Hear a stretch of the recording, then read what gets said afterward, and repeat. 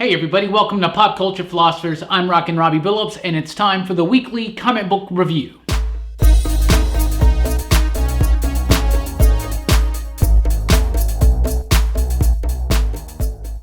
That's right everybody, time for the weekly comic book review. It's the show where I read a lot of comic books and I'll let you know what I thought about them, and we always start with the pick of the week, and let's get right into it. Pick of the week is Detective Comics 974.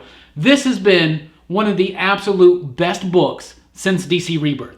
Absolutely. I love this book. It's been my favorite Batman book, and it's quickly becoming one of my favorite DC comics. It's always a joy to read a new issue of Detective Comics. James Tynion IV has crafted a wonderful character building world experiment here with this book. He's crafted a great world, a great story. He's wrapped all these characters together, fan favorite characters, and characters not used a lot, like Azrael and Batwing, Tim Drake, bringing Tim Drake, Robin, back into the spotlight. You got Spoiler, you got Clayface on this amazing journey of redemption. You got Cassandra Cain, the former Batgirl from back in the day. You got Batman, Batwoman. Everything is all just perfect in here.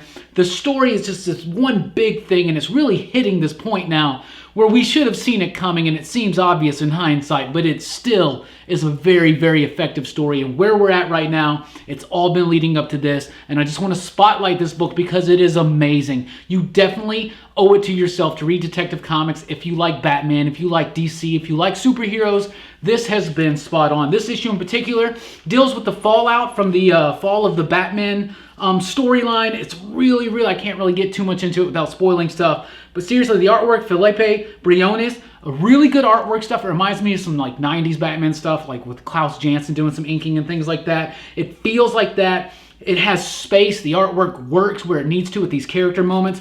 There's some strong character interactions and dynamics in this book, and particularly in this issue. Lush colors, everything is really cool. Stakes have never been higher, at least so it seems, and that's what comic books do. It gives us the illusion of change. But this is a big turning point in this story. James Tynion IV is going to be wrapping this all up soon, apparently, as he's moving on to the Justice League books. So it seems like the grand finale is going to be really promising, and it just might turn out to be the best DC Rebirth comic book when everything is said and done, and we look back on this era of DC Comics, when we look back on it in the future. This might be one of those standout books. It definitely is to me. It's the pick of the week. Also from DC this week, Dark Knight's Rising, The Wild Hunt #1. It's another super cool one-shot, super crazy cool metallic cover. This one written by Scott Snyder, James Tynion IV, Joshua Williamson's, the new big architects of DC, the ones taking over the Justice League comics. We're all excited. You also got Brian Michael Bendis coming in or whatever, but Grant Morrison is one of the credited writers on this book. That's very exciting. So let everybody go pick this book up. Let Grant know that you want him back at the DCU where he belongs. That's what I think. This book was crazy. You can feel Morrison all over it, but you can also feel Williamson and Snyder and Tynion. They're all over it. It's really hard to pick out who wrote what. It just is like a big merging of all the chaos of their ideas all in one thing, and it is super fun. It is crucial to Metal, so you definitely want to read this if you've been following Metal. It's not something you're gonna want to skip. It's confusing, it's crisis heavy, it's chaotic, it's cosmic. It is so much fun. This is a blast. If you've been liking these evil Dark Knights, pick this book up. Another part of their plan comes to fruition, or does it? Lots of exciting stuff. And Detective Chimp fans definitely want to be checking this one out. Some really cool artwork by Jorge Jimenez, Howard Porter, Doug Mahnke. A big bit at the very beginning about the Detective Chimp. And like I said, really cool, fun, wild, rock and roller type stuff. That page right there from Jimenez right here, that is so gorgeous. Colors are amazing. Giant, multiversal, crazy crisis type things. Dark Knight's Metal started off so absurd and such a weird concept and idea, and it has blown up into a crisis level event that has definitely had its impact on comic fandom, right? Sideways #1 comes from DC Comics. It's the next launch of the New Age of Heroes. This one is by Kenneth Rocafort, Dan DiDio, Justin Jordan. I liked this one a lot. This one's really cool, and more has a closer connection to metal. These all promise like to be kind of like spinning out of DC metal. We don't know how yet. Maybe it's revealed in the 6th issue. Maybe there's not really that strong of a connection, but there is more of a connection in this one. It's a cool new character. This is Kenneth Rockforth's best artwork of his career. I'm not typically the biggest fan. Sometimes he has too much open space that I feel stilts the story and holds it back a little bit, but this is highly detailed, great background, really cool stuff. I really do like the artwork in here. I'm trying to find another super cool page. He's a new superhero. He's able to like shift through other dimensions and whatnot, things like that. He's a superhero for the new day. He feels kind of like a SpiderMan type character, but the dialogue is good. The artwork is solid. The great detail, a great cliffhanger. I'm tied in. I want to know what's happening. The only thing about these books, and they've been solid so far, Silencer was good, Sideways was good, Damage was really good. This whole cover thing, that's annoying. I do not like that. But aside from all that, this is the best work I've seen from Kenneth Rockfort in a very, very long time. The script is solid. It's a promising new character, an engaging story, a good hook at the end. I've been liking these books so far from DC, absolutely. Speaking of DC, Flash number 40 is here, and this issue was crazy. It was awesome. Carmine Dijon Domenico has been off the artwork for a while. Why? Because now we've gotten 2 full issues by him in a row. This stuff is amazing. Brilliant colors by Ivan Placencia. That dynamic, high-octane energy artwork from Dijon Domenico is gorgeous and perfectly suited for the Flash. This guy is just amazing on this book. He got this awesome coloring going all the way through. Big, fast-paced action, big, epic stories with some twists and turns. Wally West, both Wally Wests are in here. Flash fans, you're going to love this. Gorilla Grodd's in it. Everything that Joshua Williamson, the writer's been doing since Rebirth started, it's all coming to a head, just like with Detective Comics. Tenney's been doing a great job on that. Williamson's been doing a great job on the Flash. Just had a little bit of a lull here and there, but overall, this is an explosive, high-energy issue that promises a grand finale to Williamson's whole big, epic plan that he started at the beginning of DC Rebirth. So we shall see. Action Comics number 997 is here. We are almost at 1,000. Anticipation. People are putting in crazy amounts of orders, getting ready for this. They're all loving it, wanting every single cover, things like that. Action Comics 1,000 is going to be cool, but what's leading up to it is not so cool. This is Dan Jurgens' kind of like final story. I don't know if he realized that when the story first started, but of course he's going to make it a Booster Gold story.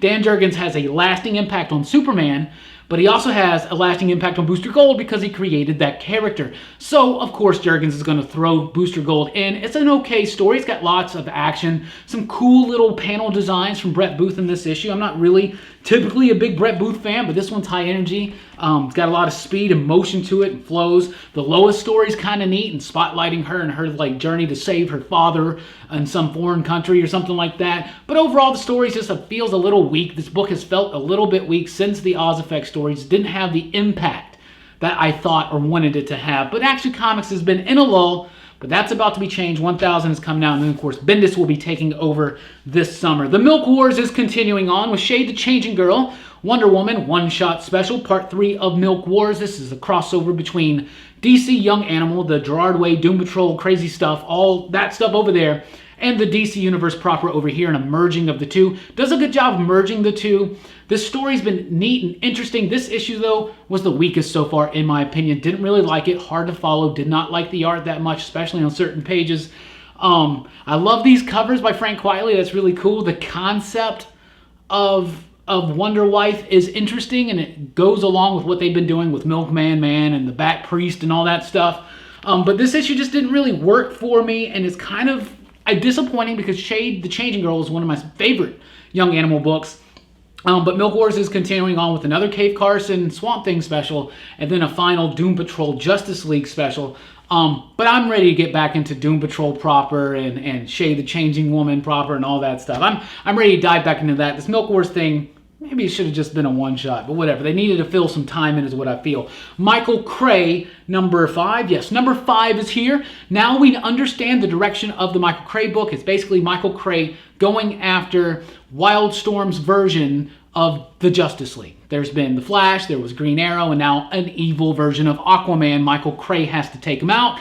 I really am starting to like the story a lot on here. The writer Brian Hill, along I guess with a little bit of input from Warren Ellis, but this is totally Hill. I like the script, I like the dialogue, I like the take on the Justice League, these evil, twisted versions. Not quite as evil and twisted as Metal, but really cool, down-to-earth stuff. Fans of Warren Ellis books like Planetary will kind of understand the way that they're going about this.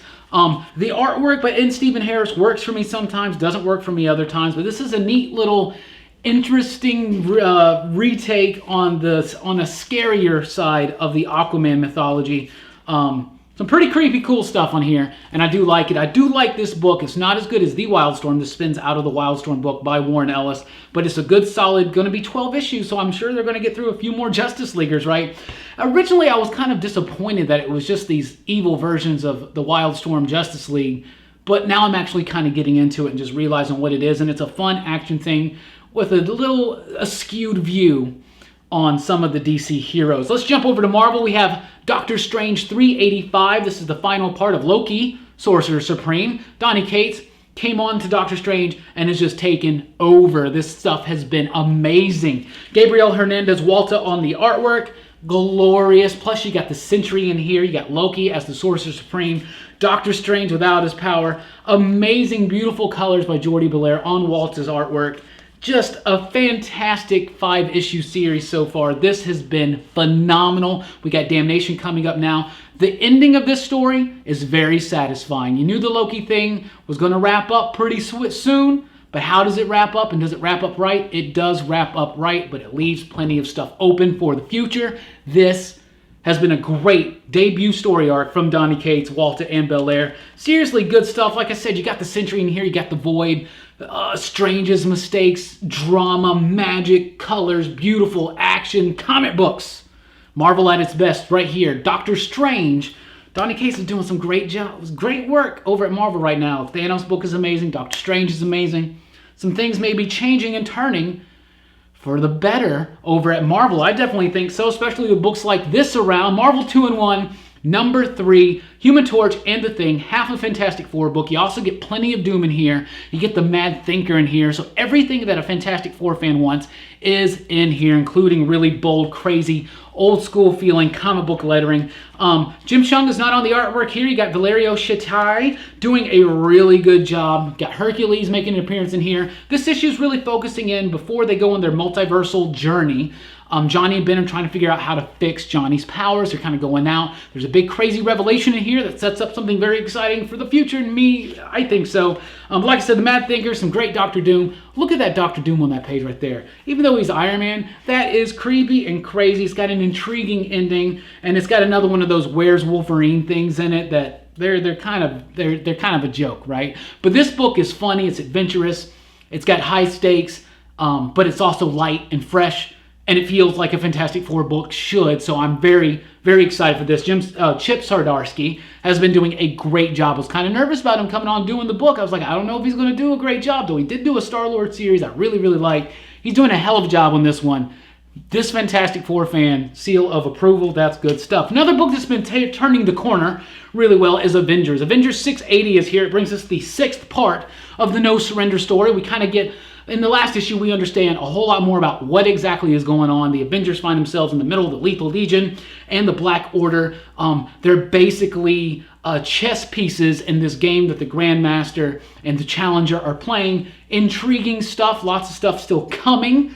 A certain green-skinned fiend is going to be making his reappearance in this book. They're teasing in it. We already know it. I don't know why they're not going ahead and getting to it. But the artwork is dynamic and cool by Jacinto. Great, brilliant colors. The script is good. And like I've been saying for weeks, it's an Avengers story that feels like it deserves to be an Avengers story. And that's what's fun about this. And people are actually responding very, very well to this. High stakes, big, epic stuff. I'm curious to see how it's going to wrap up, what's all going to be entailed in that, and what the Avengers books do after that. Because this is big, epic, and now I hope they can do some more personal, character-driven type bits within this No Surrender story. I'm sure that's going to happen, but it is just fun to have a giant, epic Avengers story that's just, it feels huge and cosmic, and does it lead into something bigger? We shall see, right? It just might. Captain America 698 is here, leading up to issue 700. Now we have Out of Time, Part 1. Basic gist of this story, Cap has been frozen in a capsicle again and wakes up in the future,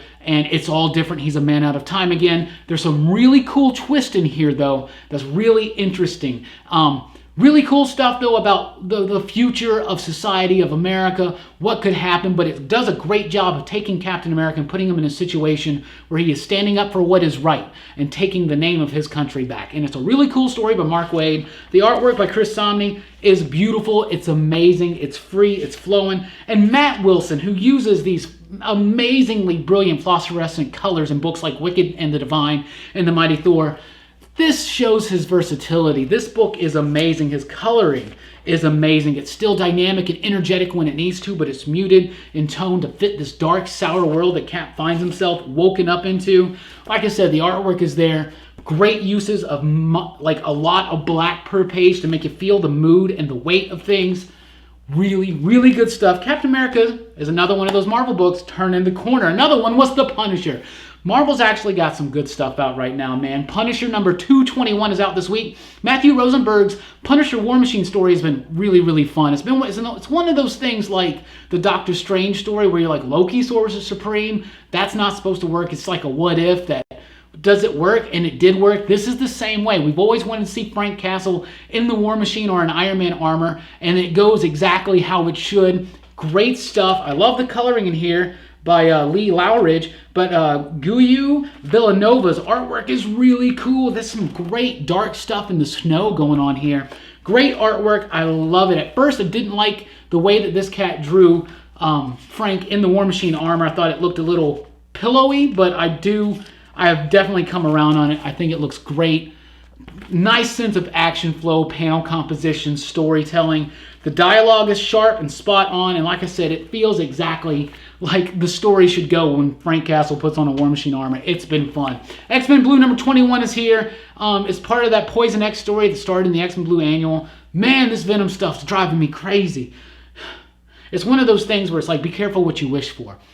For years, I was like, can we get Eddie Brock back as Venom? Can we get Eddie Brock back as Venom? And now we got Eddie Brock back as Venom, and I'm sick of it. I'm tired of it. There's just too much. There's just too much. This book feels like that. It's too much. And seriously, read that book and tell me Cyclops should be walking around. That's crazy. Ugh. Too much with the Venom stuff, guys. I'm sorry. Old Man Logan number 35. This book has been good. Ed Brisson has been doing an amazing job taking over this title. Mike Deodato moving on to Infinity Countdown. That's sad because his artwork was some of the best career on this book, but this cat is doing a great job on the artwork as well. It is Ibrahim Robertson with Carlos Lopez on the coloring. It feels exactly like a Wolverine book is supposed to feel. Even though it's Old Man Logan, it still has a lot of action. It's got a lot of his character in it, a lot of tragedy and sadness. Lots of coolness, man. Ed Brisson's doing a great job on Old Man Logan. I was really nervous when Jeff Lemire left the title, but I think it's been better. I think this is better than the Jeff Lemire stuff because it's more in tune with what a Wolverine book should be. It's not too sentimental because it's got a lot of action in it. It's got a lot of what you're looking for. This Madripoor story, Mariko is back. Really, really fun stuff. I've been liking that a lot. The Amazing Spider-Man has an annual out this week, number 42. It is written by Dan Slott, so if you're a fan of the Dan Slott Spider-Man book, you definitely want to pick this up. It gets into that. Remember at the end of Clone Conspiracy, Ned Leeds called Betty Brant and said something, and she got all messed up over it. It deals with that story. It's a nice little one-shot story. It feels like the Spider-Man stories of old. At least it did to me. I really did like it. It's got really fun, solid artwork. You got Montana, Fancy Dan, and the Ox in it. I love the Enforcers. Love the nice throwback. It's thick. It's got a lot of meat to it. It's got a lot of density in the story. It was actually a really, really fun read. And it's got this cutesy little thing at the back talking about Spider-Man and his spider sense with some really neat type art and just a really cool story. And then this awesome little thing at the end.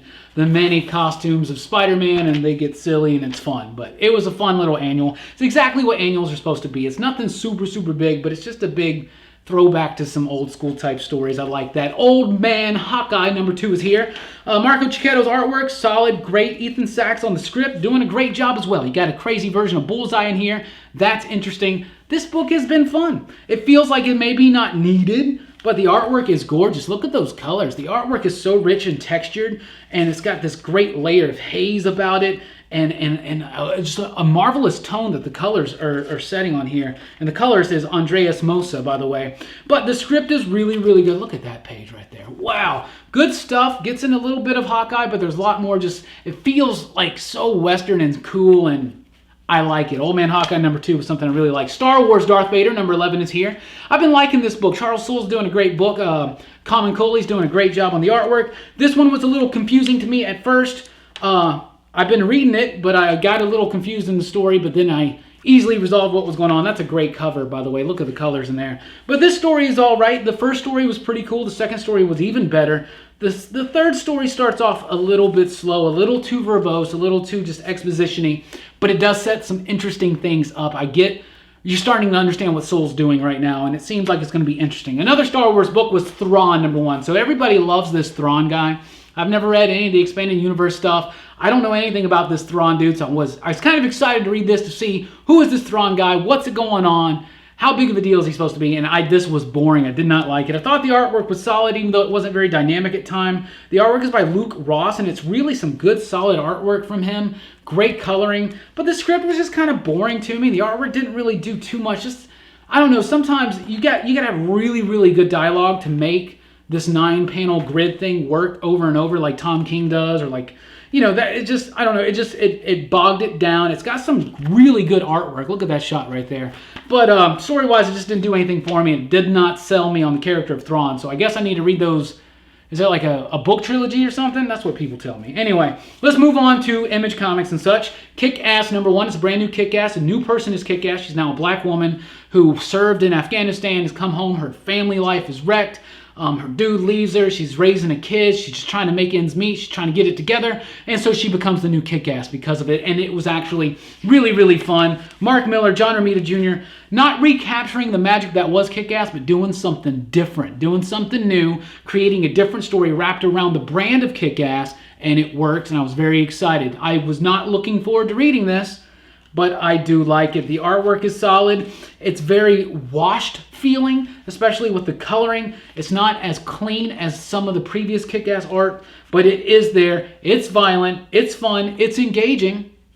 I'm excited. That was actually really, really good. From Aftershock Comments, we got Cold War #1 from Christopher Sabella and Hayden Sherman. First of all, Hayden Sherman's artwork, love it. I think this stuff is amazing. Love the artwork. I really like the story concept. Look at the colors there. Really like the story concept. Basically, these people have been cryogenically frozen. They awaken, and they're expecting now that they're in this glorious future and they're going to live happily ever after, but they've actually been drafted in a war because things have gotten worse.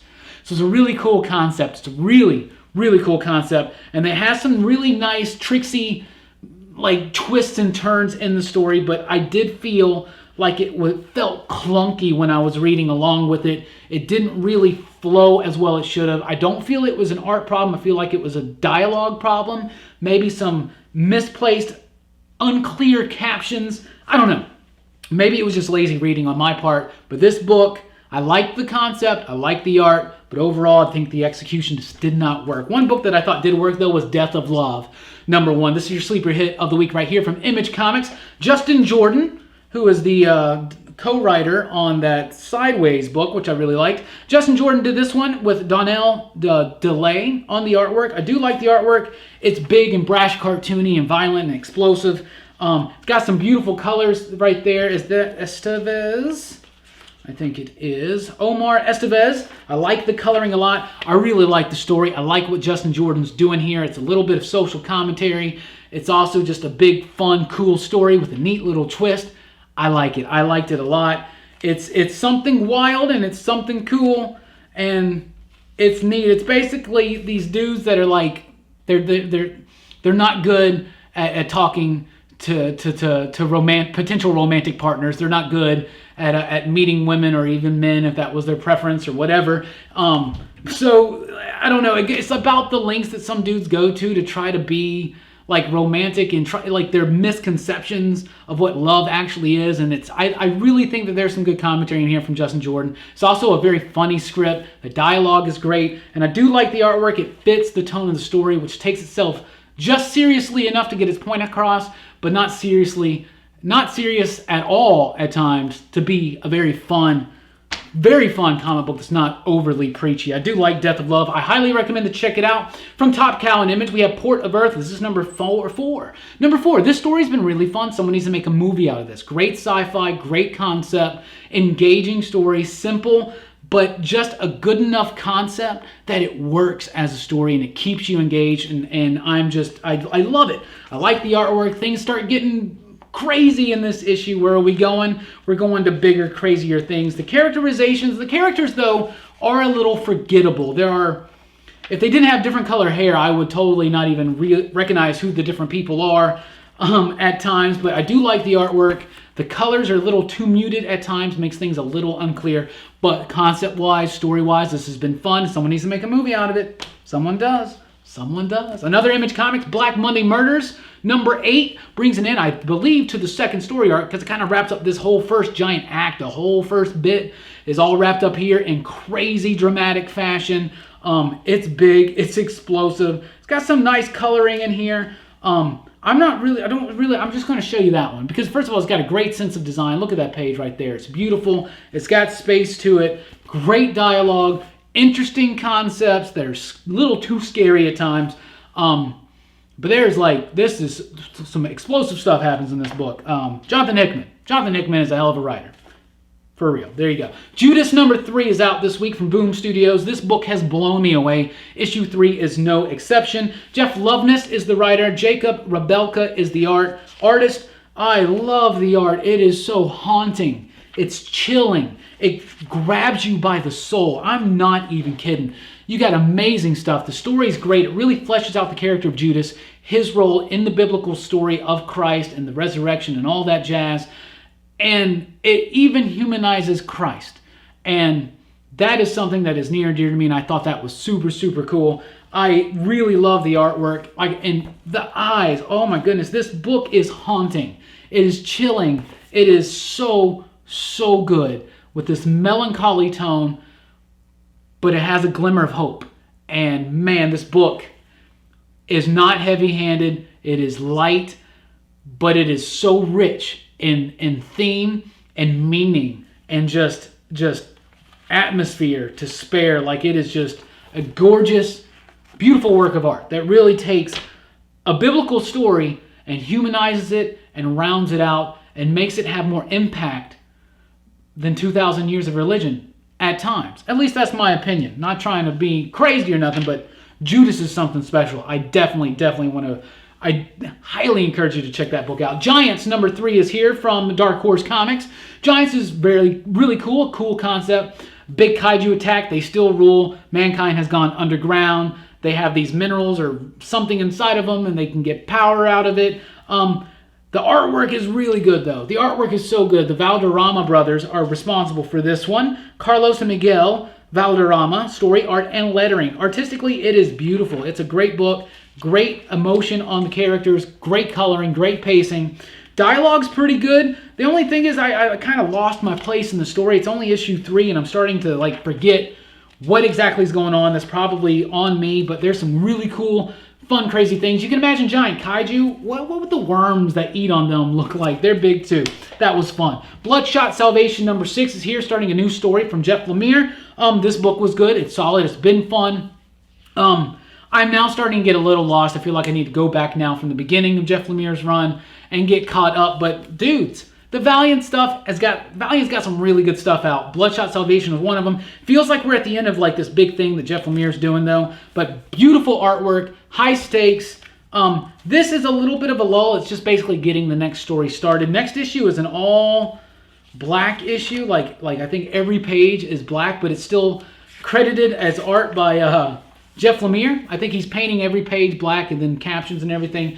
So that seems to be cool and experimental, so definitely keep an eye out for that. Baby Teeth, finally. Let's get to Baby Teeth, an Aftershock book. Baby Teeth is a really cool book from Donny Cates. It started off really shaky, kept me intrigued, and I am just sold on it now. I really like it. It's basically about the birth of an Antichrist and the people that are trying to protect it and the people that are trying to kill it, but it's fun. It's got twists. It's got turns. It's Donny Cates doing some really good stuff. I want to spotlight the artwork, though, because the artwork by Gary Brown has not ever been my favorite.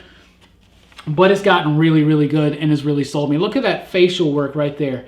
Look at the emotion on there, on those faces, the coloring, the sense of design, the flow of the story. You may look at this and be like, that's not the prettiest artwork, but it really is, and it does its job well, and it does its job effectively on top of Donny Cates' really accomplished script. Baby Teeth is fun stuff. So that's what I read this week. That's what I thought about it. What did you read? What did you think? Let me know in the comments down below. Love talking about comics. Don't forget to find me at Twitter at Rockin Robbie. We'll talk about comics all the time. Be sure to share, like, and subscribe. Thank you guys for rocking with us. Thank you for watching this video, and keep on reading.